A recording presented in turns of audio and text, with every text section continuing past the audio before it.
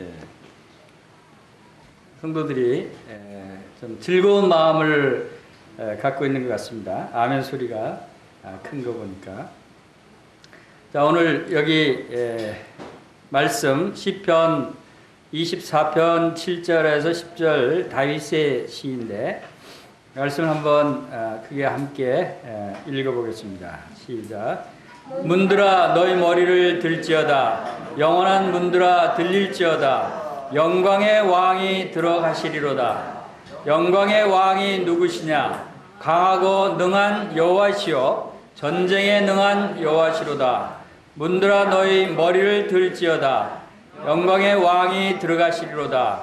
영광의 왕이 누구시냐? 만군의 여호와께서 곧 영광의 왕이시로다. 셀라. 영광의 왕이 누구시라고요? 만군의 여호와 하나님이 영광의 왕이시다라고 다윗은 노래합니다. 실제적으로 우리의 왕이신 그리스도께서 영광의 왕이십니다. 그래서 영광의 왕으로 그리스도께서 오셨고 영광의 왕으로 또 그리스도께서 오실 것입니다. 초림과 재림의 모습이 동일하게 왕으로 오시는 그리스도를 나타내고 있다라고 하는 것을 보게 됩니다. 그래서 오늘은 영광의 왕이신 예수 그리스도의 오심에 대한 경륜에 대해서 성경 말씀을 살펴보겠습니다. 교회는 어떤 것이라고 교회 진리에 대해서 7가지를 윌리엄 맥도날드가 정리를 한 것이 있습니다. 그것이 뭐라고 그랬죠? 첫 번째, 교회는 한 몸이다 그랬어요. 그리고 두 번째, 그리스도는 교회의 머리시다. 교회의 머리 대신 그리스도께서 영광의 왕으로 오셨고 영광의 왕으로 다시 오실 것입니다. 그리고 세 번째, 성도는 그 몸의 지체들이다라고 말씀하십니다. 그리고 네 번째, 성령님은 그리스도를 대신해서 교회를 인도하십니다. 그리고 다섯 번째, 하나님의 교회는 거룩합니다. 그리고 여섯 번째, 교회의 유익을 위해 은사를 주십니다. 일곱 번째는 모든 성도는 하나님의 뭐라고요? 하나님의 제사장들이다 하는 것이 가장 위대한 7가지 교회의 진리다라고 윌리엄 맥도날드는 그 구분을 했습니다. 그래서 이 교회의 그리스도의 몸인 교회의 머리 대신 그분, 머리가 무슨 의미냐 하는 것을 우리가 생각할 때 머리는 왕의 의미입니다. 다스리는, 지배하는 가장 뛰어난 부분이 머리입니다. 그 머리가 되신 분이 바로 그리스도시고 그분이 바로 우리의 왕이시고 주관자이시고 온 우주 만물을 주관하시고 지배하시는 하나님 되신 분이 그리스도시다라고 하는 것을 우리가 성경을 통해서 알 수가 있습니다. 왕이 있으면 왕국이 있어야 되겠죠. 하나님의 나라는 성경에 원어적으로 보면은 킹덤, 왕국입니다. 하나님의 나라는 하나님의 왕국이에요. 교회는 하나님의 나라라고 말씀하십니다. 그럼 교회는 뭐라고 말할 수 있죠? 하나님의 왕국이에요. 왕국에는 왕이 있어야 한다는 거예요. 그래서 우리가 우리의 왕국, 우리의 왕은 누구신가? 그분은 어떤 분이신가에 대해서 우리가 확실하게 알고 있어야 되겠죠. 그래서 교회는 우리 다 같이 따라합시다. 교회는 하나님의 왕국이다. 우리의 인도자가 되시고 주관자가 되시고 우리의 왕이 되시는 분은 바로 예수 그리스도시라는 거예요.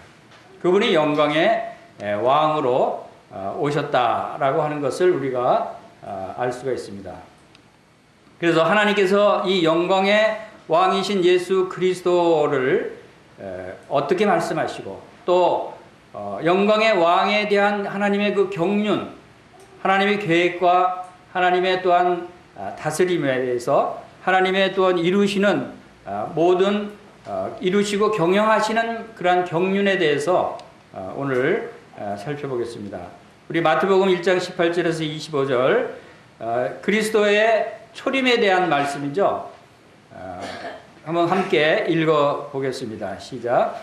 예수 그리스도의 나심은 이러하니라. 그의 어머니 마리아가 요셉과 약혼하고 동거하기 전에 성령으로 잉태된 것이 나타났더니 그의 남편 요셉은 의로운 사람이라 그를 드러내지 아니하고 가만히 끊고자 하여 이 일을 생각할 때 주의 사자가 현몽하여 이르되 다윗의 자손 요셉아 내 아내 마리아 데려오기를 무서워하지 말라. 그에게 잉태된 자는 성령으로 된 것이라. 아들을 낳으리니 이름을 예수라 하라. 이는 그가 자기 백성을 그들의 죄에서 구원할 자이심이라 하니라. 이 모든 일이 된 것은 주께서 선지자로 하신 말씀을 이루려 하심이니 이르시되 보라 처녀가 잉태해 아들을 낳을 것이요 그 이름은 임마누엘이라 하리라 하셨으니 이를 번역한 적 하나님이 우리와 함께 계시다 함이라. 요셉이 잠에서 깨어나 주의 사자의 대품부대로 행하여 그의 아내를 데려왔으나 아들을 낳기까지 동침하지 아니하더니 낳음의 이름을 예수라 하니라. 자, 성경 말씀에는 많은 신비로운 사건들이 기록되어 있습니다. 이 말씀을 보면 우리가 도저히 이해할 수 없는 내용이 있죠. 과학적으로 설명할 수 없는 내용들이 있어요. 인류 역사상 이런 일이 일어난 적이 없는 아주 특별한 사건이 여기에 일어납니다. 그게 뭐죠? 처녀가 잉태한다. 사람이 잉태하기 위해서는 남자와 여자가 함께 있어야 돼요.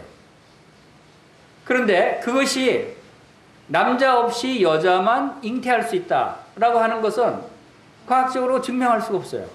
불가능한 거예요. 신비스러운 거예요. 그래서 성경 말씀은 우리가 과학적으로 이해하고 풀려고 해서는 안 됩니다. 성경 말씀으로 인간의 상식과 지식과 이성으로 성경 말씀을 이해하려고 해서는 안 돼요. 왜냐하면 하나님은 우리가 이해할 수 없는 분이셔요. 마치 사람과 개미에 대한 비유를 많이 합니다. 개미가 사람을 이해할 수 있겠어요? 개미가 사람의 마음을 알 수 있겠어요?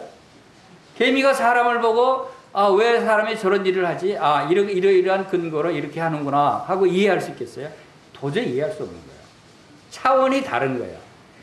성경은 하나님의 말씀이에요. 성경은 하나님께서 우리에게 주시는 말씀이기 때문에 하나님의 그 말씀은 우리 인간이 이해할 수 없는 부분들이 많이 있어요. 그래서 가급적이면 하나님께서 말씀하시되 우리 인간이 이해할 수 있도록 많은 비유를 통해서도 인간의 생활을 통해서 인간의 언어로 이야기하고 있습니다만, 그러나 하나님의 진실은, 진리는 우리가 다 이해할 수 없는 신비스러운 것이다 하는 것을 우리가 바로 처녀가 잉태해서 아들을 낳는다는 것부터 시작이 됩니다. 그것은 하나님의 능력으로만 가능한 것입니다. 그래서 예수님께서도 요한복음 6장 33절에서 육은 무익하니라. 내가 너에게 이르는 말이 영이요 생명이라. 영에 관한 말씀이고 생명에 관한 말씀이다 라고 말씀하십니다. 바로 이 말씀은 우리가 영적으로 믿어야 되는 것이에요. 영의 세계에서는 하나님의 능력으로 이것이 처녀가 잉태해서 아들을 낳을 수 있다고 하는 것입니다. 그것은 하나님의 성령이 바로 그 일을 이루신다라고 하는 것입니다. 그래서 마리아에게 아들을 낳을 것인데 그 이름을 누구로 하라 하는 이야기까지 하십니다. 이름은 예수로 하라 그랬어요. 예수는 바로 자기 백성들의 죄를 용서하시고 구원할 자이시다라고 하는 의미를 갖고 있습니다. 그리고 또 이름을 임마누엘이라고 하라 그랬어요. 임마누엘은 번역하니까 뭐라고요? 하나님께서 우리와 함께 계시니라는 뜻이에요. 즉 다시 말해서 예수 그리스도, 예수님이라고 하는 그 이름 자체가, 그분이 오신 자체가, 그분이 오신 목적이, 그분이 여자에게, 처녀에게 잉태해서 태어나게 하신 목적이 바로 이 이름에 담겨 있어요.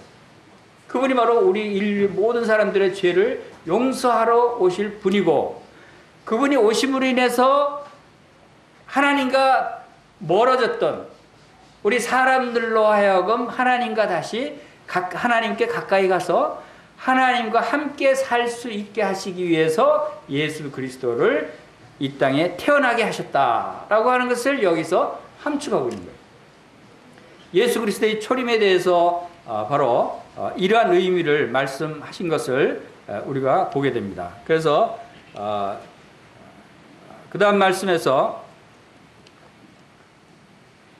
마태복음 2장 1절 2절 한번 읽어보겠습니다. 시작.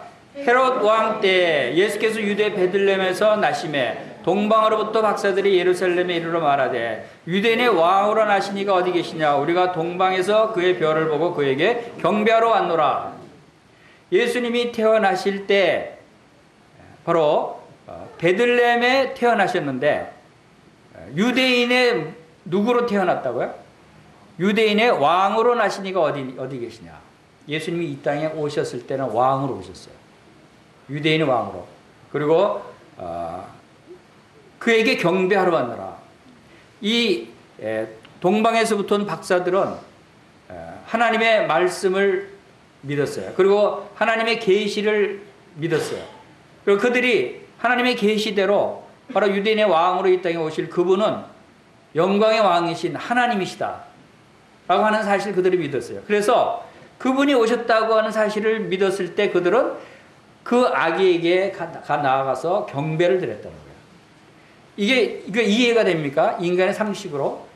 그냥 보통 사람이 태어나면 위대한 유인이 태어났다 할지라도 그 태어난 아기에게 가서 바치고 경배를 드릴 수 있다고 하는 것은 하나님의 계시의 말씀이 그들에게는 영적으로 들린 거예요. 영적으로 믿을 수 있었던 거예요. 하나님의 존재와 하나님께서 이루시고자 하시는 그 경륜을 그들이 믿을 수 있었기 때문에 그 아기에게 나아갈 수 있었다는 것입니다. 누가복음 1장 30절에서 33절 말씀 한번 읽어보겠습니다. 시작.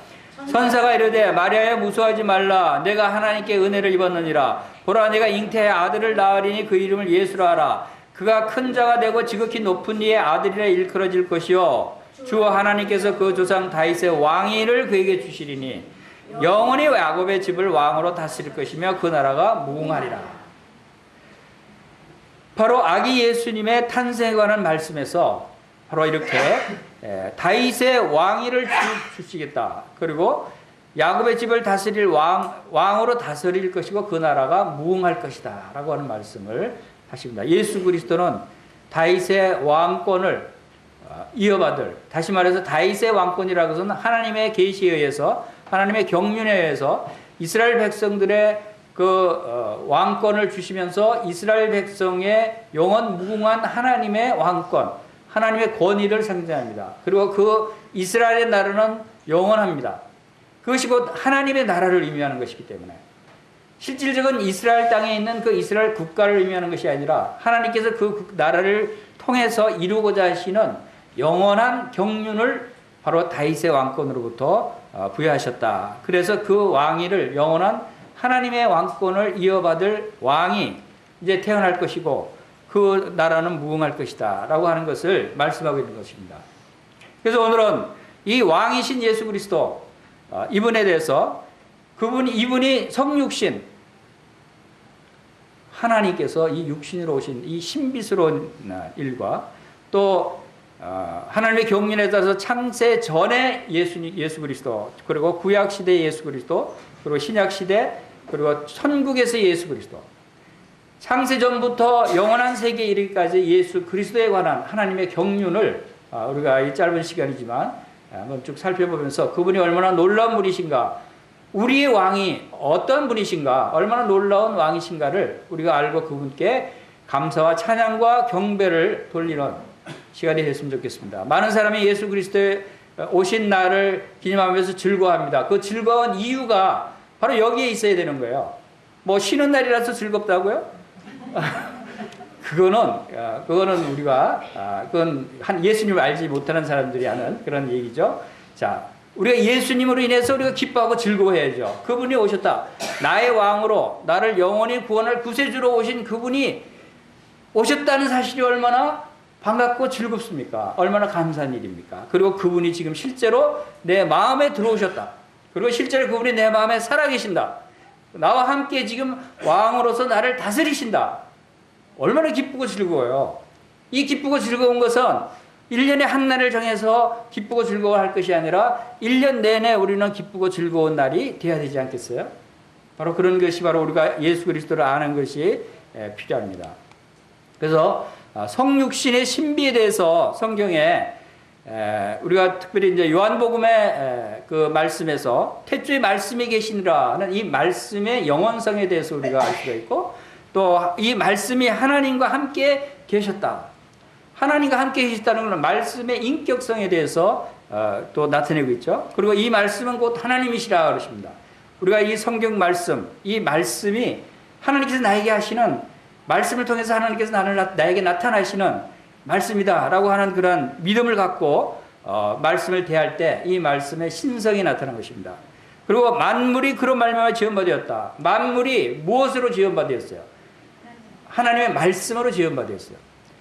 말씀이 그만큼 능력이 있다는 거예요. 빛이 있으라 하니까 빛이 있었다는 거예요. 이것은 무엇을 의미합니까?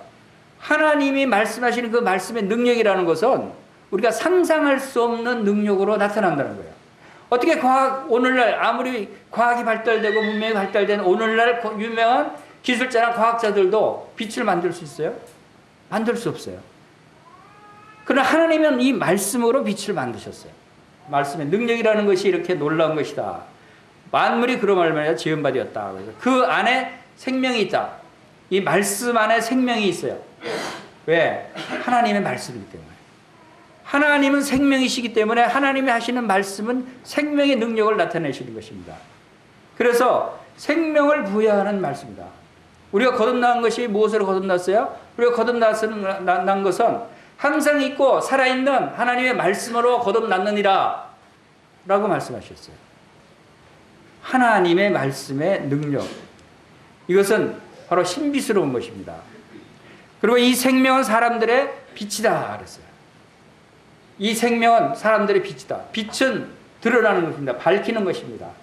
바로 이 드러나시는 말씀을 통해서 우리가 하나님의 빛을 볼 수 있다. 그리고 이 말씀이 육신이 되었다라고 말씀하십니다. 참 신비스럽죠? 어떻게 말씀이 육신이 되십니까? 이 말씀이 육신이 되어 오신 분이 바로 예수 그리스도시라는 거예요. 요한복음 1장 14절 18절에서 말씀이 육신이 되어 우리 가운데 거하시며 우리가 그 영광을 보니 아버지의 독생자의 영광이여 은혜와 진리가 충만하더라. 본래 하나님을 본 사람이 없으되 아버지 품속에 있는 독생하신 하나님이 나타내셨느니라 라고 말씀하십니다. 이것이 바로 육신으로 오신 하나님의 모습이에요. 그 육신으로 오신 하나님의 모습이 바로 예수 그리스도시에요. 영광의 왕이신 하나님이 이제 영광의 왕으로 이 땅에 오셨어요. 그래서 이 성육신의 신비가 바로 이 놀라운 하나님의 능력으로 나타났다라고 하는 것을 우리에게 말씀하고 있는 것입니다. 주님의 말씀 가운데 또 이 주님이 하나님이시다라고 하는 그런 의미를 내포하고 있는 말씀들이 많이 있습니다. 그 일하시는 그 일에 있어서 하나님과 동등하시다라는 그런 부분들, 일에 있어서 동등하심에 대해서 말씀을 하고 계시고, 그리고 지식에 있어서 동등하신 부분에 대해서 말씀하십니다. 아버지께서 아들을 사랑하사 자기가 행하시는 것을 다 아들에게 보이시고 또 그보다 더 큰 일을 보이사 너희로 놀랍게 여기게 하시리라. 바로 하나님께서 그 행하시고자 하시는 그 일을 예수 그리스도께서 행하셨다라고 하는 것을 우리가 볼 수가 있습니다. 그리고 아버지께서 죽은 자들을 이렇게 살리신 같이 아들도 자기가 원하는 자를 살리시느라.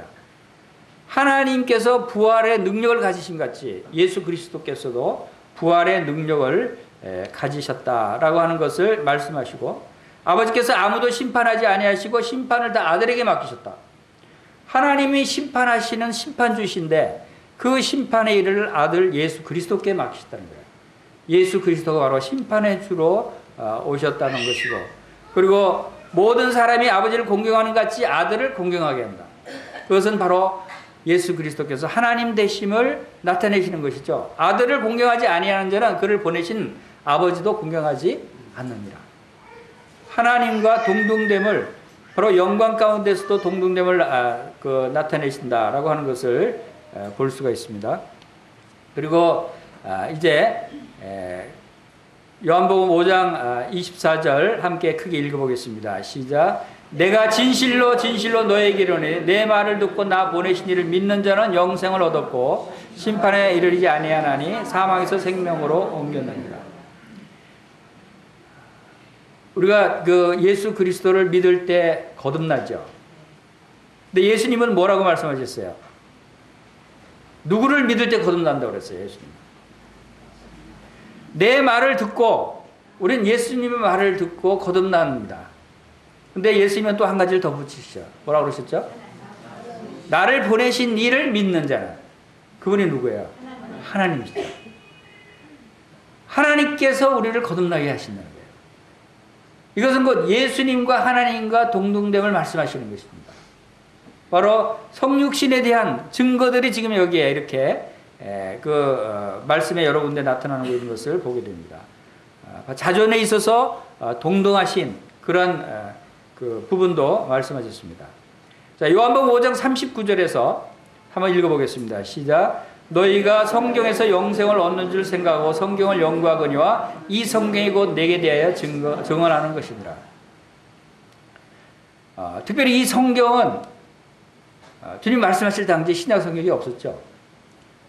성경이 구약 성경이었어요. 구약에 예수님이 계실 때예요, 안 계실 때예요? 예수님이 안 계실 때예요. 그런데 그 구약 성경이 누구에 대해 증거하는 것이라고요? 예수님에 대해서 증거하는 것입니다. 성경에서 사람 유대인들이 영생을 얻는 생각하고 성경을 많이 연구합니다. 그런데 그 성경의 핵심은, 주제는, 하나님의 경륜이 나타난 그 성경의 내용은 바로 예수 그리스도에 대해서 말씀하고 있는 것입니다. 예수 그리스도는 바로 온 인류 역사의 주인이세요. 우리 시간이 시작되고 시간이 끝날 때가 있습니다. 시작이 있으면 끝이 있다고 그랬어요. 이 시간은 영원히 흘러가지 않아요. 우리가 계산하는, 우리가 알고 있는 시간은 끝날 때가 옵니다. 왜냐하면 천국에는 시간이 없어요. 천국에서 오늘 하루 갔네. 그 다음날 천국에 무슨 수요일이 있고 주일이 있고 달력이 있을까요? 저는 없다고 생각해요. 천국은 우리가 지금 생각하는 그런 시간이 없어요. 천국의 시간이 또 있을 거예요. 우리가 지금 알지 못하는 그 영원한 세계의 시간은 있을 거예요. 그러나 우리가 지금 알고 있는 이러한 시간은 없다 하는 것이고, 오늘날 우리가 알고 있는 시간은 인류의 역사가 기록되어 있는, 물론 인류가 우주가 탄생된 것은 더 오래되고 시작된 건 더 오래됐다고 하지만, 역사적인 기록에 의해서, 근거에 의해서 우리가 확실하게 알 수 있는 것은 인류의 역사의 기록이 지금까지 거의 한 6,000년 정도 지나왔다라고 하는 것이 역사의 기록에 근거한 계산이에요. 그래서 앞으로 얼마가 더 시간이 지속될 것인가 하는 것은 이제 하나님께서 하신 일이지만, 그 인류가 카운팅하는, 계산하는 달력의 기준점이 어디 있냐면 바로 예수 그리스도가 기준점이에요. 그래서 서기 2017년 12월 24일 하는 것은 예수님의 탄생한 시점부터 2017년 12월 4일째 됐다라고 하는 것을 나타내는 거예요. 온 세계 사람들이 계산하는 달력이 예수님을 기준으로 계산하고 있다라고 하는 것을 우리가 알 수 있죠. 그리고 그 전을 주전이라고 그러고 BC라고 그러고, 그 다음에 그 이후를 AD 주후로 계산하고 있는 것입니다. 그만큼 바로 예수 그리스도는 인류 역사의 주인이 되시고 성경의 주인이 됐어요. 하나님께서 창세 전에 이루셨던 모든 일들, 그리고 우주를 지으셨던 이 모든 일, 이 지구를 지으셨던 인류 역사를 주관해 오신 모든 일들, 그리고 앞으로 이어질 영원한 세계의 모든 일들까지도 예수 그리스도가 그 중심이고 주관자이시고 주제가 되신다 라고 하는 것을 우리가 잊지 말아야 됩니다. 그분이 우리의 머리가 되셔요. 그분이 우리의 왕이시라는 거예요. 창세 전에 예수님에 대해서 어떤 기록들이 있는가 한번 몇 가지 살펴보겠습니다.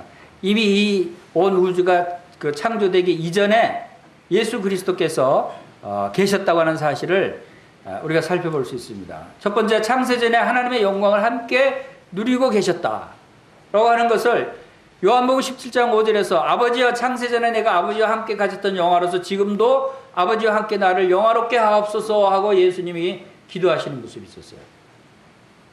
이것은 곧 창세 전에 아버지와 함께 영광을 누리고 계셨다는 걸 알 수 있겠죠. 그리고 창조 전부터 하나님과 함께 계셨어요. 하나님이 이르시되 우리의 형상을 따라 우리의 모양대로 우리가 사람을 만들자 그랬어요. 우리, 하나님이 우리라고 하신 것은 하나님과 아들 그리스도와 성령님을 의미하는 것입니다. 그래서 우리라고 표현하셨다라고 믿는 것입니다. 그리고 영원으로부터 오신 분입니다. 예수님은 미가서 5장 2절에 베들레헴 에브라다야 너는 유다 족속 중에서 작을지라도 이스라엘을 다스릴 자가 내게서 내게로 나올 것이라. 그의 근본은 상고요 영원에 있느니라. 베들레헴에 탄생하실 그 예수 그리스도 그분은 그의 근본은 영원 전부터 있었다는 거예요. 그리고 예수님은 스스로 계신 분이시다. 우리는 하나님은 누구시냐 하면 하나님은 스스로 계신 분이시다고 하나님께서 말씀해 주셨어요. 그러면 예수님 피조물이에요? 아니라는 거예요. 예수께서 이르시되 진실로 진실로 너희에게 이르노니 아브라함이 나기 전부터 내가 있느니라. 예수님도 하나님과 같이 스스로 창세 전부터 계셨던 분이에요. 그리고 창조주 그리스도시다 라고 하는 말씀을 또 여러 군데 있습니다. 만물이 그에게 창조되되 하늘과 땅에 보이는 것들과 보이지 않는 것들 혹은 왕권들이나 주관들이나 통치자들이나 권세들이나 만물이 다 그로 말미암고 그를 위하여 창조되었고 또한 그가 만물보다 먼저 계시고 만물이 그 안에 함께 섰느니라 라고 골로새서 1장 16절에서 말씀하십니다. 예수 그리스도는 만물을 창조하시고 만물보다 먼저 계신 분이시죠. 이분이 바로 만왕의 왕으로 오신 분이시다라고 하는 것을 우리가 알 수 있습니다. 그리고 이제 구약 시대의 예수 그리스도에 대해서 어떻게 말씀하고 있는가를 우리가 살펴보겠습니다.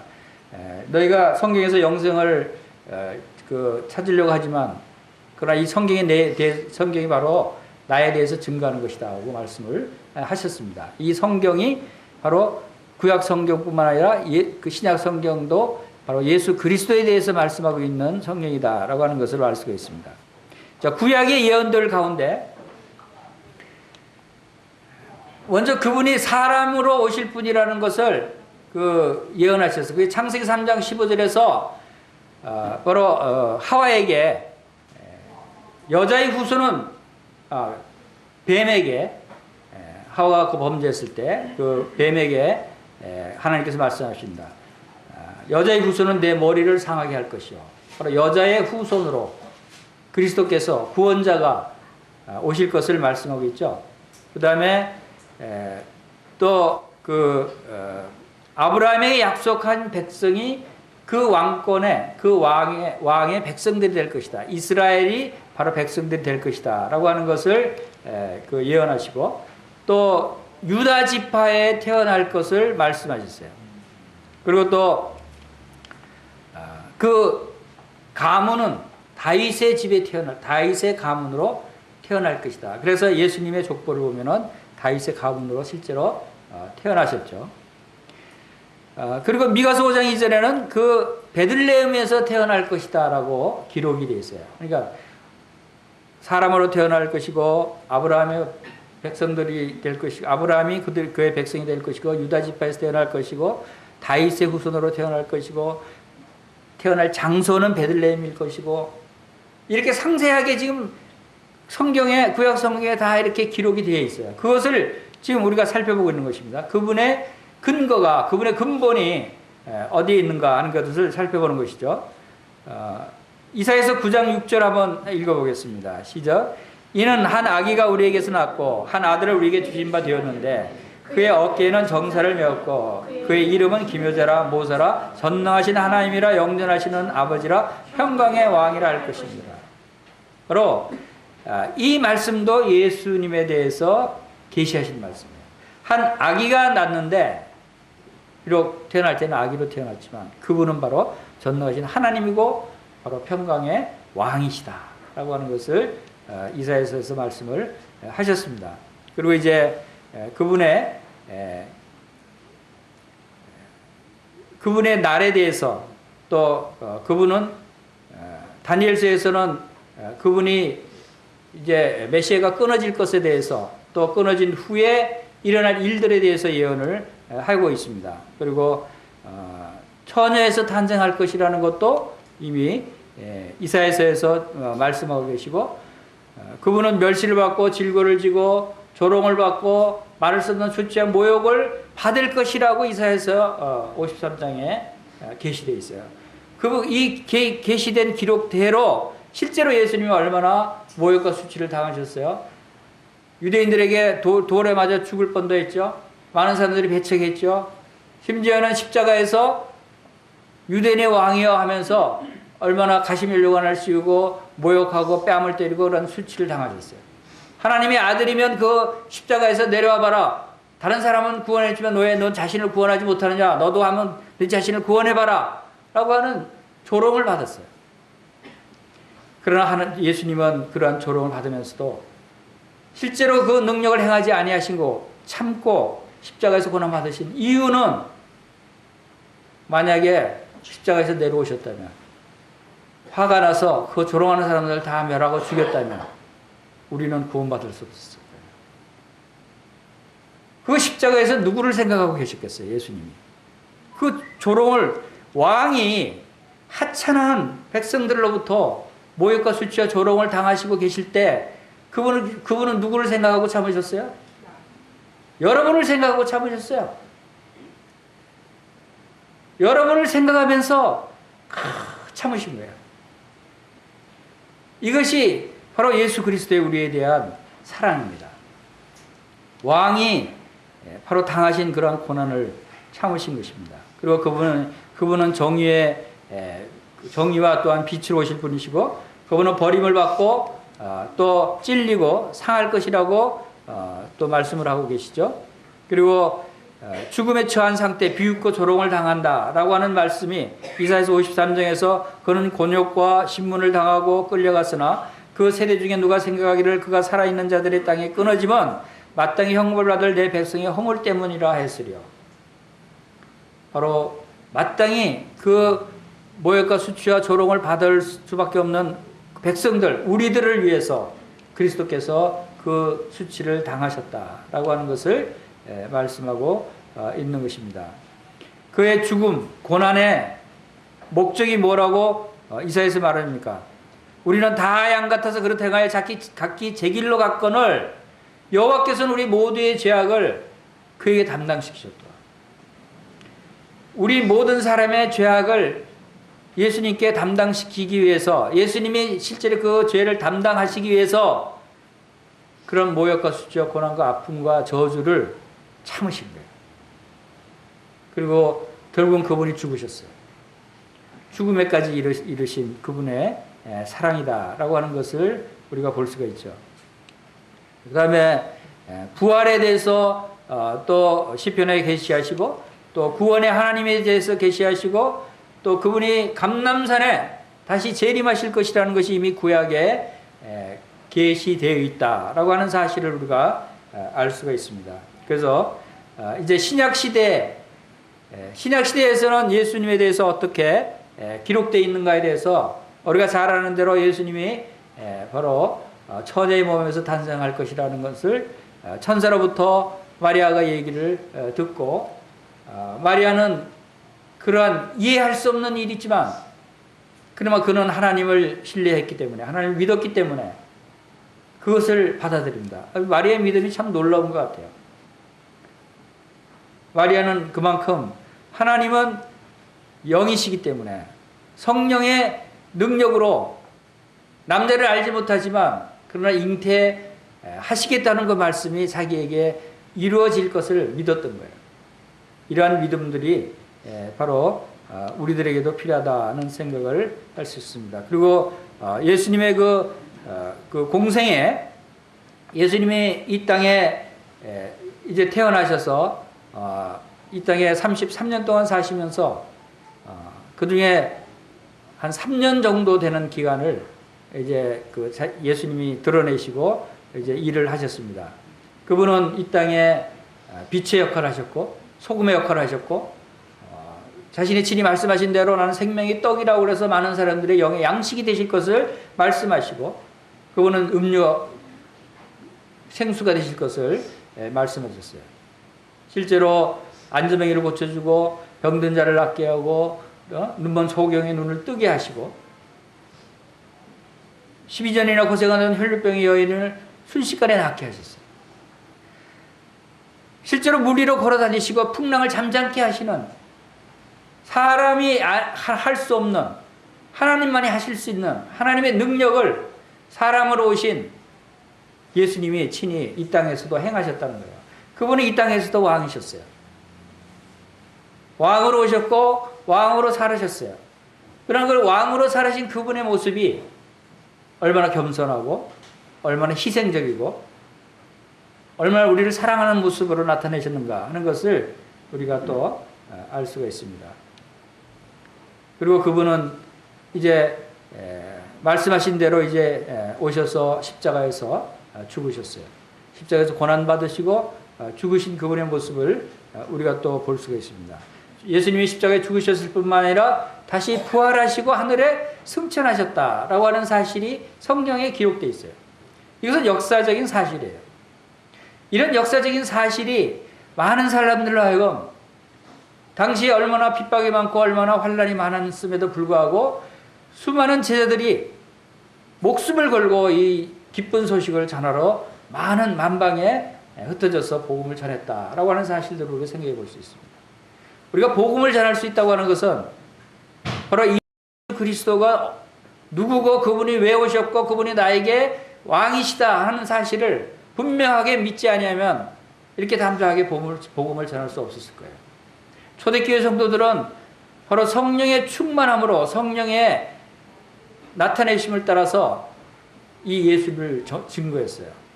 그랬을 때 놀라운 그 구원의 역사들이 일어나고 많은 사람들이 예수님께 돌아오는 놀라운 일들이 일어났던 것을 우리가 보게 됩니다.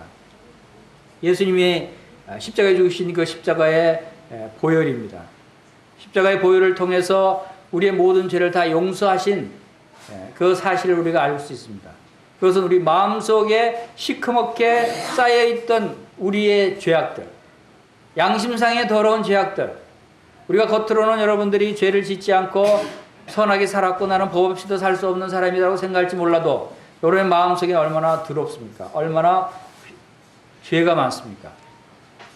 우리의 양심이 시커멓게 물들어 있는 것도 알지 못하고 그것을 외형적으로 가리려고 노력하지만 그것은 가릴 수가 없는 것입니다. 그건 씻을 수가 없는 것입니다. 예수 그리스도의 십자가의 보혈을 통해서만이 이 양심의 죄까지도 온전히 씻을 수 있다고 하는 사실을 우리에게 나타내 보여주고 있는 것입니다. 여러분 이 그림이 지금 선명하게 나오지 않아서 또 잘 안 보일 수 있겠습니다만 바로 이 그림은 바로 그 죽음이 주관하는 이 세상 사람들이 결국은 저 건너편에 있는 이 새 예루살렘 성 하나님의 나라를 갈 수 없는 그림입니다. 그 절벽의 밑에는 불못이 있습니다. 이것은 죄인들이 결국은 가야 할 수밖에 없는 그런 그 일들을 이 그림에서 나타내 보여주고 있습니다. 사람이 한번 죽는 것은 사람에게 정해진 것이라고 했어요. 그리고 죽음 후에는 하나님의 심판이 있다고 말씀하십니다. 모든 사람이 다 죽을 수밖에 없지만 죽음 후에는 죽음의 절벽 밑에는 우리를 기다리고 있는 것이 바로 불못이에요. 지옥이라고 하는 그런 형벌이 기다리고 있다 하는 것입니다. 그러나 이 절벽을 저 건너편에는 찬란한 황금 세계 그 새 예루살렘 성 하나님의 나라가 있습니다. 그곳에 갈 수 있는 길은 누군가가 다리를 놓아줘야 갈 수 있겠죠. 그 다리를 바로 새 예루살렘 성으로 나아갈 수 있는 길을 열어주신 것이 바로 예수 그리스도이십니다. 그래서 히브리서 10장 19절에서 24절 말씀에서 그러므로 형제들아 우리가 예수의 피를 힘입어 성소에 들어갈 담력을 얻었나니 그 길은 우리를 위하여 휘장 가운데로 열어놓으신 새로운 무슨 길이라고요? 살길. 새로운 살길이라고 그랬어요. 새로운 살길이 휘장 곧 그의 육체니라. 이 살길은 뭐라고 했습니까? 그 새로운 생명을 얻을 수 있는 새 예루살렘 성으로 들어갈 수 있는 길일 뿐만 아니라 그곳에 들어가서 영원히 사는 것을 의미합니다. 삶을 의미하는 것이에요. 그래서 지난번에 우리가 세 가지 영원히 없어지지 않을 세 가지 삶에 대해서 말씀을 드렸어요. 무슨 삶이었죠? 세 가지가. 첫 번째, 세 가지 항상 있는 것이 뭐라 그랬어요? 첫 번째, 믿음의 삶이라고 그랬어요. 두 번째, 소망의 삶이라고 그랬어요. 세 번째, 사랑의 삶이라고 그랬어요. 이것이 우리에게 주신 살 길이에요. 믿음의 삶을 살 수 있게 하셨고, 소망의 삶을 살 수 있게 하셨고, 사랑의 삶을 살 수 있도록 누가 주셨어요? 우리의 영광의 왕이신, 만왕의 왕이신 예수 그리스도께서 주셨다는 거예요. 이 예수님을, 이 말씀을 확실하게 여러분이 믿고 있다면 여러분은 믿음의 삶을 살고 있는 거예요. 소망의 삶을 살고 있는 거예요. 사랑의 삶을 여러분 살고 있지 않아요? 그리고 이 삶은 언제까지라고요? 항상 있다고 그랬어요. 믿음, 소망, 사랑 이 세 가지는 얼마 동안 있다고요? 항상 있을 것인데 그 중에 제일은 사랑이다 라고 말씀하셨어요. 우리의 구원은 영원한 거예요. 뭐 우리에게 구원 주셨다가 우리가 또 타락하고 잘못 하나님을 떠나 있으면 또 구원을 취소했다가 다시 또 돌아오면 다시 또 구원 줬다가 취소했다가 구원 줬다가 그러시는 하나님이셔요? 그것이 아니라는 거예요. 우리의 죄를 용서하신 그 용서는 완전한 속죄라고 그랬어요. 우리의 구원은 일시적인 구원이 아니라 영원한 구원이라고 그랬어요. 우리를 잠깐 구원하신 것이 아니라 온전히 우리를 구원해 주셨다고 그랬어요. 이건 하나님의 말씀은 이렇게 분명하고 확실하게 우리에게 말씀하고 있는 거예요. 때로는 우리가 살아가면서 그 말씀이 흔들릴 때가 있죠. 내가 내 자신을 돌아보면 이건 구원받지 않은 것 같아. 내가 이렇게 나쁜 생각하고 나쁜 짓하고 또 열심을 또 성경책도 안 보고 열심으로 봉사도 안 하고 열심으로 사랑도 안 하고 열심을 안 하니까 이건 난 아직 구원받지 않은 거 아니냐 하고 내 자신을 돌아보면 그렇게 의심이 갈 때가 있어요. 많은 사람들이 이렇게 의심하고 있어요. 그러나 나를 보지 말고 예수 그리스도를 바라봐야 돼요. 온전케 하시는 이인, 우리의 믿음의 사도에 온전케 하시는 분이신 예수 그리스도를 깊이 생각하라. 예수님을 깊이 생각해야지 나를 왜 깊이 생각해요? 여러분 자신을 왜 깊이 생각해요? 항상 우리 자신을 깊이 생각해. 내가 왜 이러지? 내가 왜 이렇게 잘못하고 있지? 내가 왜 엉뚱한 생각하고 있지? 다시 합시다. 나를 생각하지 말자. 예수님을 깊이 생각하자. 이것이 그 신앙의 비결이에요. 예수님을 바라보는 것이 우리의 그 신앙생활에 성공할 수 있는 비결이에요. 나를 보면 실패할 수밖에 없어요. 베드로가 예수님 물리로 걸어오니까 저도 걸어가게 하십시오 하고 예수님이 그럼 오라 하고 그랬을 때 예수님이 오라고 하시는구나. 예수님을 믿고 물리로 걸었어요. 사람이 어떻게 물리로 걸을 수 있겠어요? 그러나 실제 그 일이 일어났어요. 그런데 가다가 왜 물에 빠졌죠? 예수님을 보다가 가다가 예수님 안 보고 바람이 막 불고 자기를 보니까 물 속으로 또 빠져버린 거예요. 예수님만 깊이 생각하고 예수님만 쫓아가면 여러분들 실패하지 않아요. 믿음이 흔들리지 않아요. 세상으로 돌아갈 수가 없어요. 우리의 목표는 예수님이에요. 예수님만 바라보고 깊이 나아가는 거예요. 저 새 예루살렘 성을 바라보고 그 길을 나아가면 여러분 흔들리지 않는다는 것입니다. 이제 예수님이 다시 이 땅에 오신다고 그랬어요. 우리 데살로니가전서 4장 16절 17절 함께 읽어보겠습니다. 시작. 주께서 소령과 천사장의 소리와 하나님의 나팔 소리로 친히 하늘로부터 강림하시리니 그리스도 안에서 죽은 자들이 먼저 일어나고 그 후에 우리 살아남은 자들도 그들과 함께 구름 속으로 끌어올려 공중에서 주를 영접하게 하시리니. 아, 얼마나 놀라운 소망입니까? 얼마나 기쁜 소식이에요. 우리에게는 이런 소망이 있지 않습니까? 예수님이 재림하신다는 소망이에요. 그런데 그 재림하실 때 어떤 일이 일어난다고요? 아이, 나팔 소리가 빵빠라밤 하고 우렁차게 울려요. 아, 굉장할 것 같아요. 전 세계 사람들이 다 들을 수 있는 그 우렁찬 하나님의 나팔 소리가 들리는 거예요. 천사장의 호령 소리도 들려요. 그러면서 예수님이 구름 타고 팍 내려오시는, 얼마나 멋진 광경인가, 얼마나 영광스러운 광경인가 한번 상상해 보시기 바랍니다. 이러할 때 우리가 어떻게 변화된다고요? 그리스도 안에서 죽은 자들이 먼저 일어나고 이미 죽어서 무덤에 묻힌 그분들이 부활한다는 거예요. 놀라운 일이 일어나는 거예요. 아, 이것은 성경에 기록된 말씀이에요. 이건 사실이에요. 왜 사실이냐고요? 성경 말씀은 사실이고 진리예요. 하나님의 말씀을 사실로 믿지 않으면 여러분 여기 앉아 있을 필요 없는 거예요. 성경 말씀이 사실이기 때문에 우리가 나와서 예배드리고 주님의 말씀을 듣는 거예요. 그렇죠?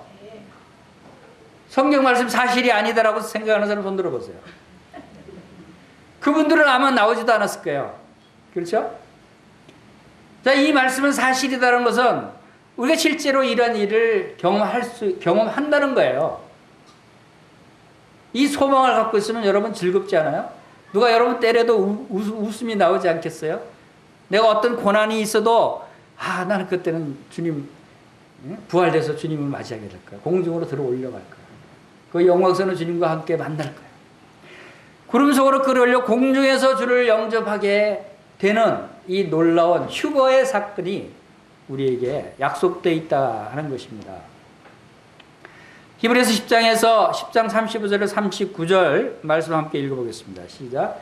그러므로 너희 담대함을 버리지 말라. 이것이 큰 상을 얻게 하느니라. 너희에게 인내가 필요하면 너희가 하나님의 뜻을 행한 후에 약속하신 것을 받기 위함이라. 잠시 잠깐 후에 오실 이가 오시리니 지체하지 아니하시리라. 나의 의인은 믿음으로 말미암아 살리라. 또한 뒤로 물러가면 내 마음이 그를 기뻐하지 아니하리라 하셨느니라. 우리는 뒤로 물러가 멸망할 자가 아니 오직 영혼을 구원함에 이르는, 다시 따라합시다. 믿음을 가졌다. 나는 믿음을 가졌다. 바로 여러분이 이 믿음을 가졌기 때문에 기뻐하고 즐거워할 수 있는 거예요. 소망을 가질 수 있는 거예요. 그것이 믿음이에요. 여러분 이 믿음을 가지시기 바랍니다.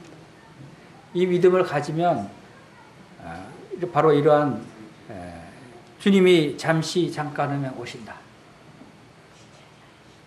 잠시 잠깐 후면 오신다. 이 말씀 제가 굉장히 좋아합니다. 먼 100년 후, 200년 후, 300년 후에 오신다고 적겠으면 언제 오시지 기다릴 텐데 이제 곧 오신다는 거예요. 잠시 잠깐이라는 말은 곧 오신다는 거예요. 이 말씀이 얼마나 위로가 되는지 몰라요.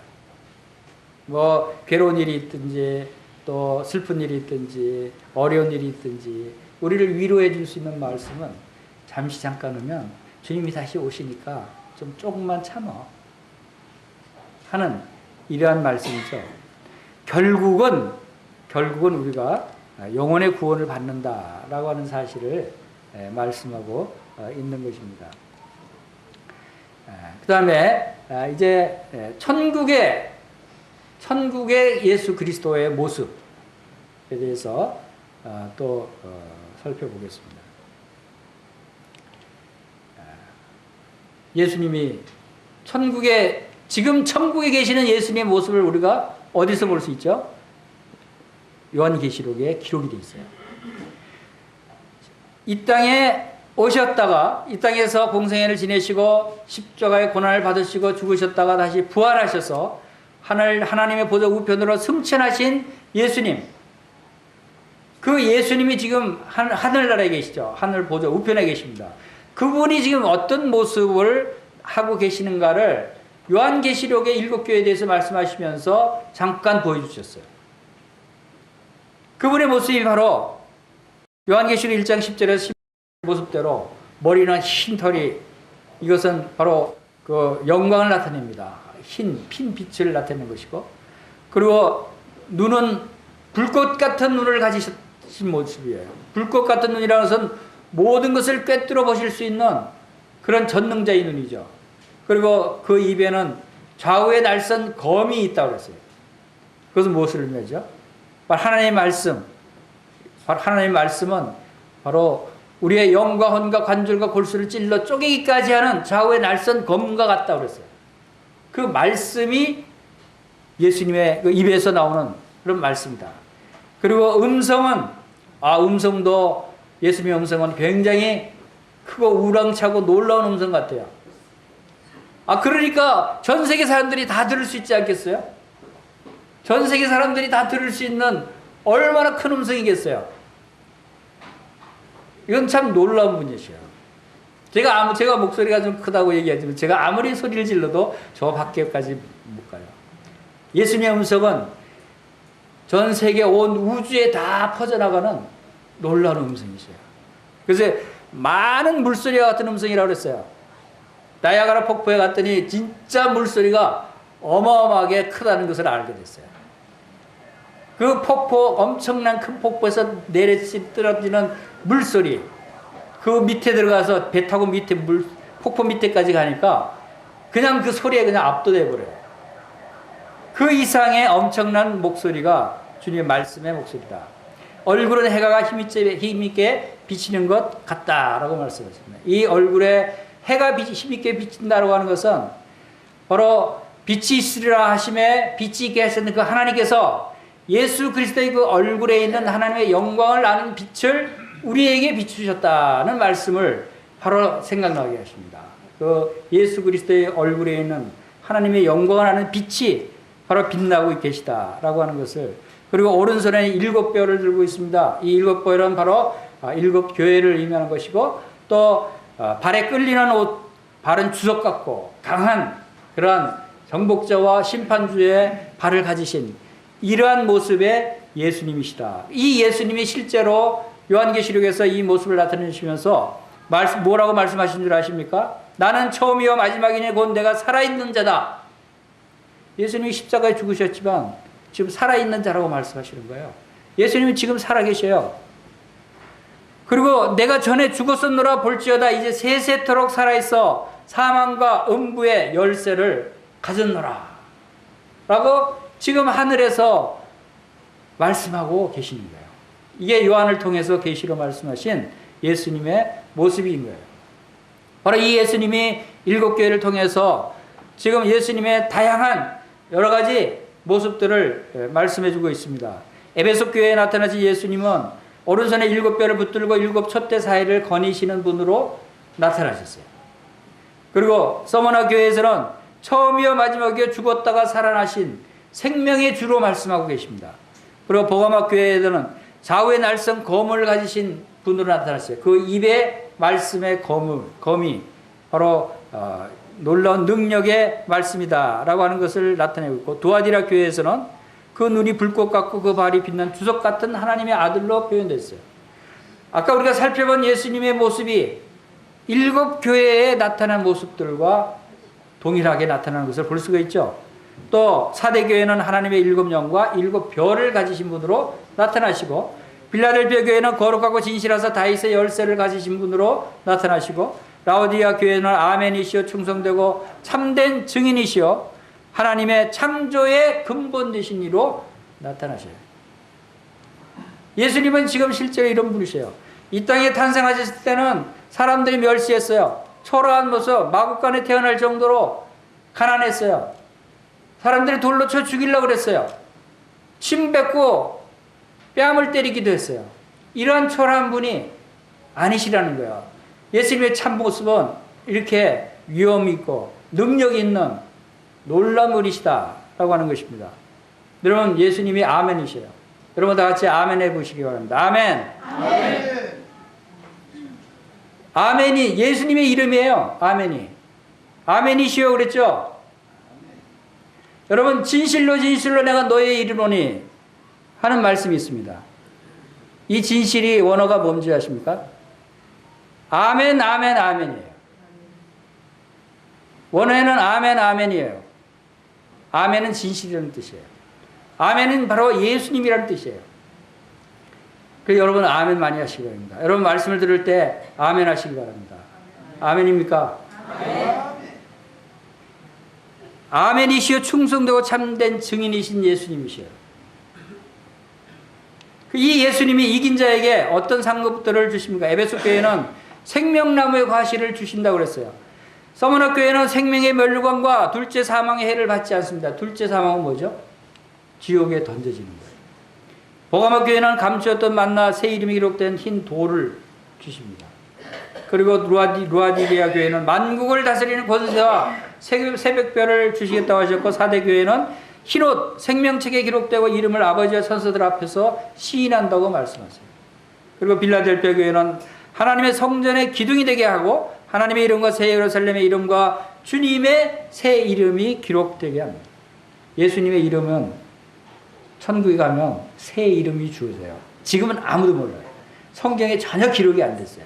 단지 비밀로 가려져 있는 것이 예수님의 새 이름이 우리에게 주어진다는 거예요.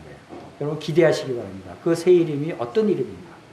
저는 지금 많은 부분에서 예수님의 이름에 대해서 우리가 살펴봤습니다만 요한계시록에는 이름이 가려져 있어요.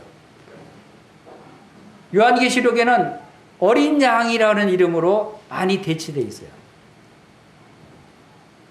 그리고 바로 새 이름이 있다고 하는 것이고, 그 새 이름은 천국에 가서 우리가 새 이름이 기록되어 있는 바로 그 도를 받게 되는 것입니다. 그리고 라우디게아 교회는 그리스도와 함께 먹고 주님의 보좌에 함께 있게 해주겠다. 이 상급의 약속들이 얼마나 놀라운 약속들이에요. 이것이 다 여러분 것이 될 수가 있어요. 여러분들이 승리하는 삶을 살면 우리 이런 소망이 있는 거예요. 이런 소망을 기다리는 것이 얼마나 우리의 삶의 위로가 됩니까? 우리는 멀리 봐야 돼요. 우리가 짧은 인생이 다라고 생각하면 안 돼요. 우리는 영의 사람들이잖아요. 하나님은 영이시고 영의 사람으로 구원받은 성도들은 영의 세계에 살고 있는 거예요. 이 영의 세계는 제한적인 세계가 아니에요. 이 세상은 인생은 살아 70, 80이지만 또 이 세상에 창세가 있고 창세가 시작된 점이 있으면 끝이 있다는 거예요. 이 지구는 멸망할 수밖에 없어요. 하나님의 계시의 말씀은 이 타락한 교만한 이 세상을 심판하시겠다고 약속했어요. 재림하시는 예수님은 바로 심판하시기 위해서 오시는 거예요. 이 세상은 심판됩니다. 끝납니다. 이 끝날 이 세상에 여러분의 미련을 두고 여러분의 마음을 두지 마시기 바랍니다. 이제는 우리는 영원한 세계에 살고 있는 거예요. 영의 세계는 이 심판으로 끝나는 이 세계에 끝나는 것이 아니라 그 이후에 있을 새 예루살렘 성회까지 영원히 우리가 살게 될 그 세계까지를 우리가 시야를 넓혀야 되지 않겠어요? 하셨어요. 나는 영의 사람이다. 나는 영의 세계에 살고 있다. 영의 세계에서 영원히 살 수 있는 영원한 생명을 여러분들이 받았잖아요. 이 생명은 불멸의 생명이라고 그랬어요. 불멸. 다시 말해서 나는 불멸의 생명을 받았다. 이 불멸이 꼭 이렇게 이 사탄이나 뭐 이런 사람들이 쓰는 단어가 아니고, 불멸은 멸망하지 않는, 죽지 않는 뜻이잖아요. 이 불멸의 생명이 우리에게 있는 거예요. 죽지 않아요. 죽음을 겁낼 필요가 없다는 것이죠. 이러한 소망이 우리겠습니다. 디모데전서 1장 1절, 우리 구주 하나님과 우리의 소망이신 그리스도 예수에 대해서 말씀하십니다. 예수님은 우리의 소망이시라는 거예요. 골로새서 1장 27절 같이 한번 읽어보겠습니다. 하나님이 그들로 하여금 이 비밀의 영광이 이방인 가운데 얼마나 풍성한지를 알게 하려 하심이라. 이 비밀은 너희 안에 계신 그리스도니 곧 영광의 소망. 다 같이 합시다. 예수님은 나의 영광의 소망이다. 단순한 소망이 아니에요. 무슨 소망이라고요? 영광의 소망. 영광이란 뜻이 뭐예요? 영광은 풍부하고 또 찬란하고 아름답고 좋은 것들로 가득 찬 것이 영광이라는 뜻이에요. 하나님의 영광은 하나님의 빛을 의미하고 하나님의 하신 일들, 하나님의 속성, 하나님의 일들을 생각하면 하나님의 영광이 드러나는 거예요. 그래서 하나님께 영광을 돌리라. 하나님께 영광을 돌리라. 하나님의 영광을 돌리라는 것은 하나님을 드러내는 거예요. 하나님은 영광 자체시야. 하나님의 영광을 돌리라는데 어떻게 하면 하나님의 영광을 돌리죠?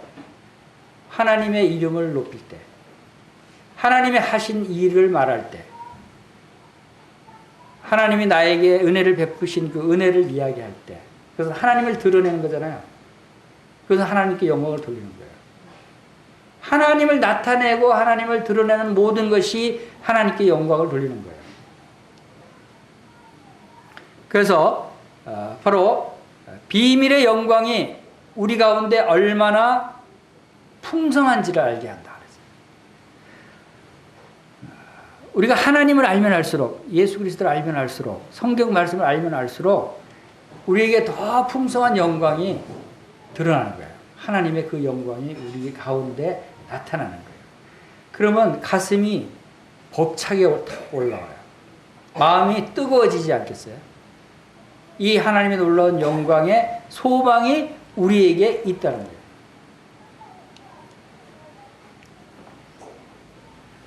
계시록 7장 9절에서 10절 말씀 한번 보겠습니다. 한번 같이 읽어보겠습니다. 시작. 이후에 내가 보니 각 나라와 족속과 백성과 방언에서 아무도 능히 셀 수 없는 큰 무리가 나와 흰옷을 입고 손에 종려가지를 들고 보좌 앞과 어린 양 앞에 서서 큰 소리로 외치르되 구원하심이 보좌에 앉으신 우리 하나님과 어린 양에게 있도다 하니. 천국에서 하나님께 경배를 올려드리는 모습을 우리가 계시록에서 볼 수 있어요. 우리도 이제 천국에 가면 이 무리들과 함께 하나님께 영광을 돌리는 그러한 일들을 하게 되는 거예요. 바로 우리를 구원하신 그분이 바로 보좌에 앉으신 하나님이십니다. 어린 양 되신 예수 그리스도이십니다 하고 하나님을 찬양할 때 그분께 영광을 돌려드리는 거예요. 여기 아름다운 그림이 있습니다. 이 그림은 바로 천국의 모습을 그린 그림이에요. 저 뒤에 황금빛 성이 새 예루살렘 성이죠. 요한계시록 22장 1절에서 5절 말씀 한번 읽어보겠습니다. 시작. 또 그가 수정같이 맑은 생명수 강을 내게 보이리니 하나님과 및 어린 양의 보좌로부터 나와서 길 가운데로 흐르더라. 강 좌우에 생명나무가 있어 12가지 열매를 맺되 달마다 그 열매를 맺고 그 나무 잎사귀들은 만국을 치료하기 위하여 있더라.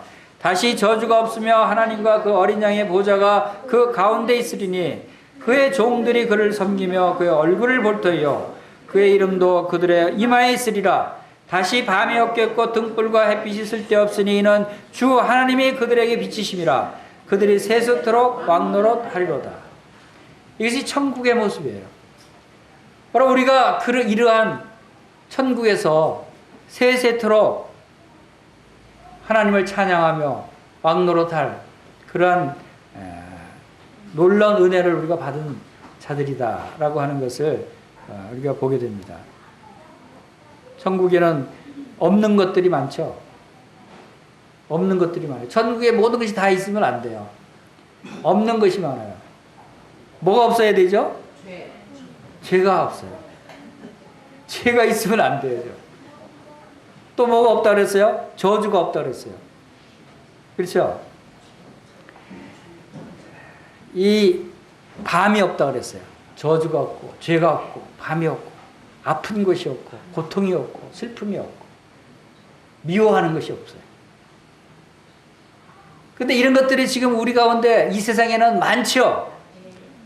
이 세상에 많은 것들이 천국에는 없어요. 우리가 이 많은 것들이 없으면 좋겠다라고 생각하죠. 죄가 없으면 좋겠다. 미워하는 것이 없으면 좋겠다. 고통도 없으면 좋겠다. 병도 안 걸렸으면 좋겠다. 아프지 않았으면 좋겠다.